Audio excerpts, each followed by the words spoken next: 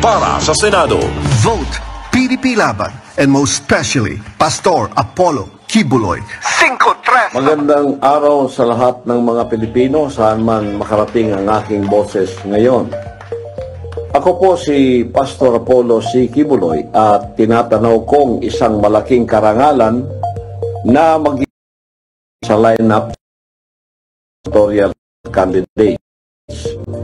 Isang pagpupugay sa aking kaibigan, ang chairman ng Partido Demokratiko ng Pilipinas, PDP Laban, former President Rodrigo Roa Duterte.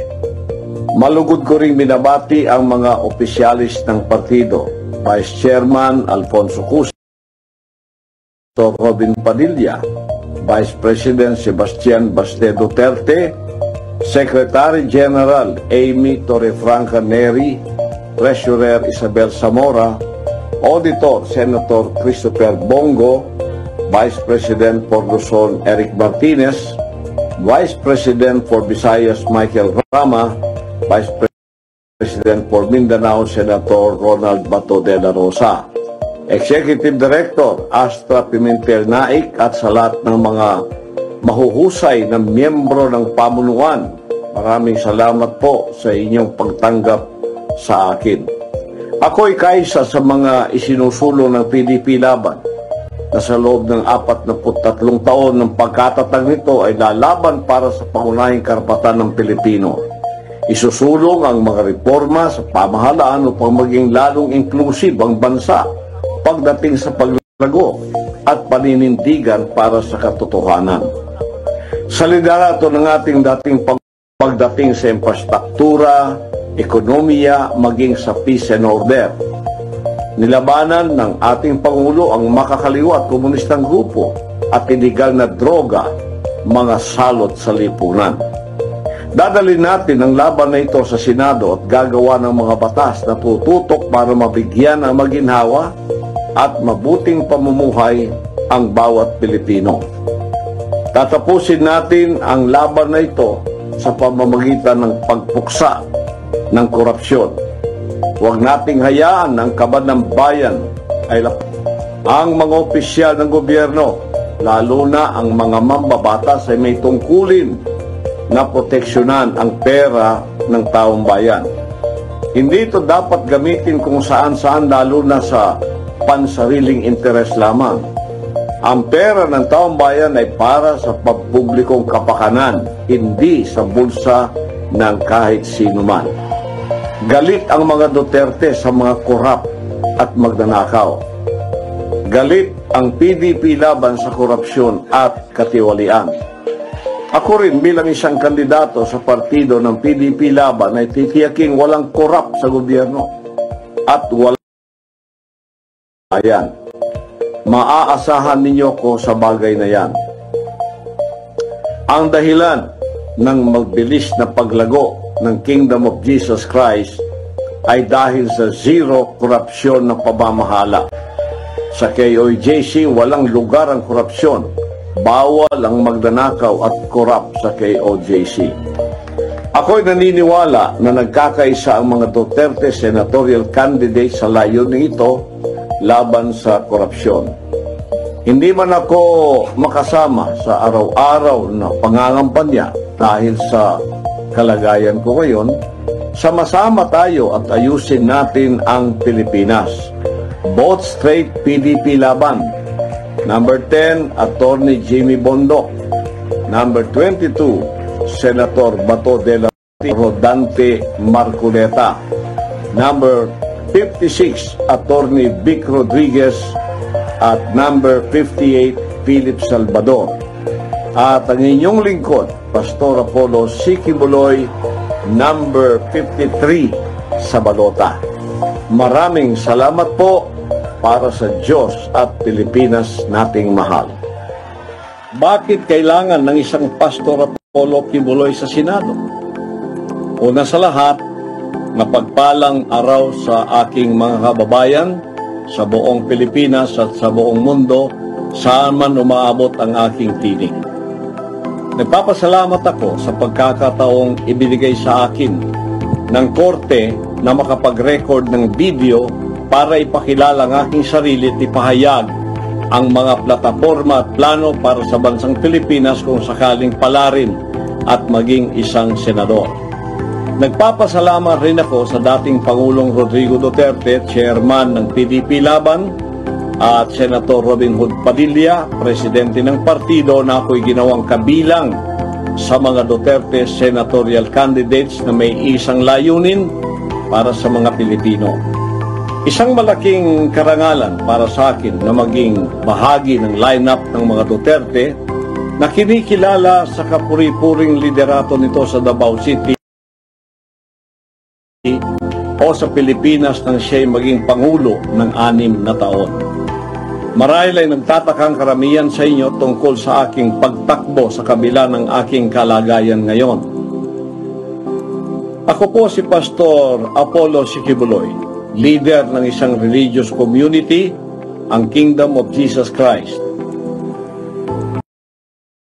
Ngunit malawak ang aking pangunahala at pangangasiwa. Sa loob ng 40 taon bilang pastor ng Kingdom of Jesus Christ, naiangat ko ang pamumuhay ng mga miyembro at misyonaryo sa KOJC at naitatag ang ilang mga organisasyon na tumututok sa pagpapahalaga sa tao na matugunan ang kanyang pangangailangan. Ito ang aking Exhibit A, ang Kingdom of Jesus Christ o KOJC. Limitado man ang aming resources, ngunit napalago ang simbahan mula sa Davao City hanggang sa iba't ibang panig ng daigdig. Mula pa noon, aktibo sa humanitarian programs. Naitatag ang Children's Joy Foundation Incorporated na nagbigay kalinga sa mga batang naulila at napabayaan. Ang Keepers Club International ay may mga programang naglalayong mailayo ang mga kabataan sa pinagbabawal na droga, ma-recruit ng mga makakaliwang grupo at iba pang masasamang impluensya.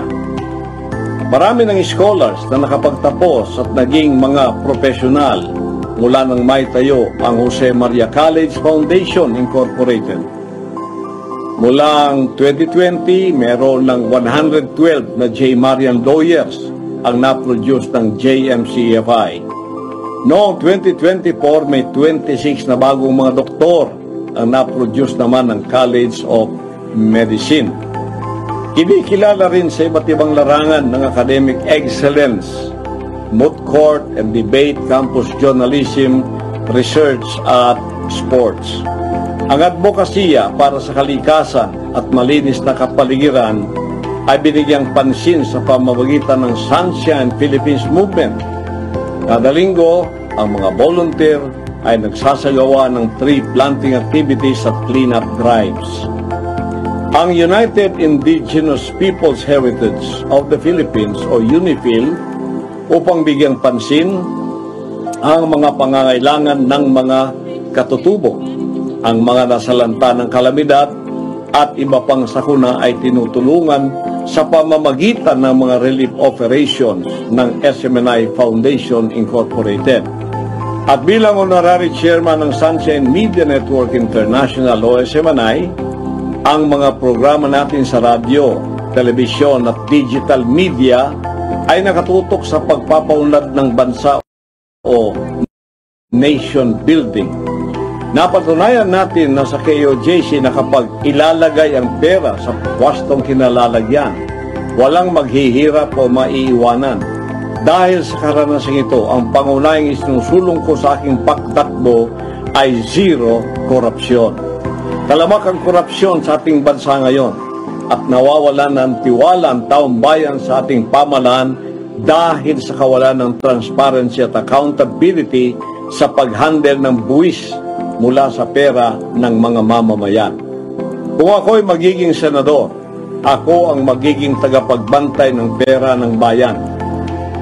Sisiguraduhin ko ng pera ng mamamayan ay mailalaan para sa kaginawaan at magiging tugon sa bawat pangangailangan.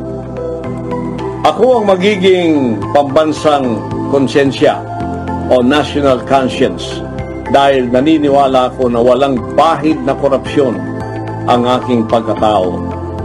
Dapat nang wakasan ang sistematikong korupsyon na nagdulot ng kahirapan at kasiraan sa ating bayan. Naniniwala ako na papapanagutin ng mga opisyal ng pamahalaan na nangangasiwa sa budget, lalo na sa mga kinatawan o representante ng mga distrito at pamayanan. Kailangan mayroong tapat na pag-uulat nito para maging mulat ang taong bayan kung saan napupunta ang kanilang mga buwis. Kaya nga isusulong rin natin ang death penalty para sa mga korap na opisyal ng pamahalaan.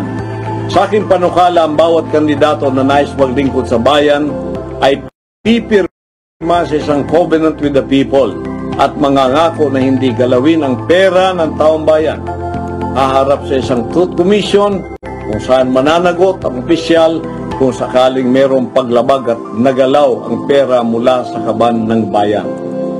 Ito ang focus ng aking plataforma dahil naniniwala ako na hindi pagpapalain ng Diyos ang ating bayan kung mayroong magnanakaw at mga tiwali sa pamahalaan. Kalakip nito ay paglalaban ko ang hustisya at katotohanan, kapakanan ng bawat Pilipino.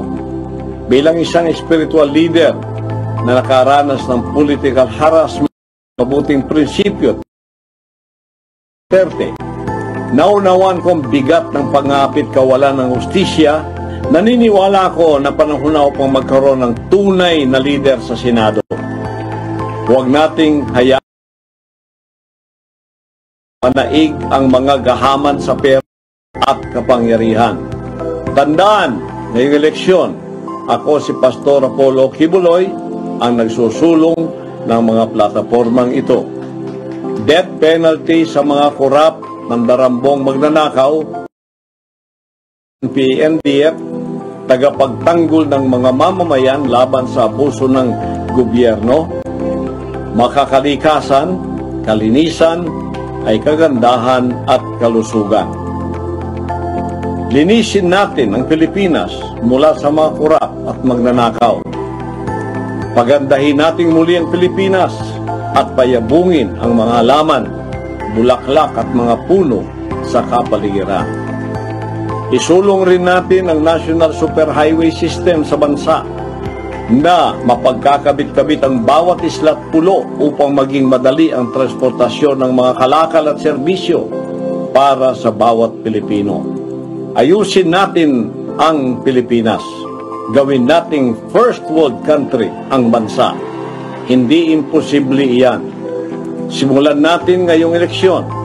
Pilipinas, subukan natin ang bago at may resibo. Ako si Pastor Apollo Kibuloy, number 53 sa inyong balota, ang inyong boses sa tagapagsulong ng zero korupsyon. Tulong-tulong tayo na may sa katuparan ng pangarap ng bawat Pilipino, kapayapaan, katatagan at kasiguruhan sa buhay. Maraming salamat po para sa Diyos at Pilipinas nating mahal.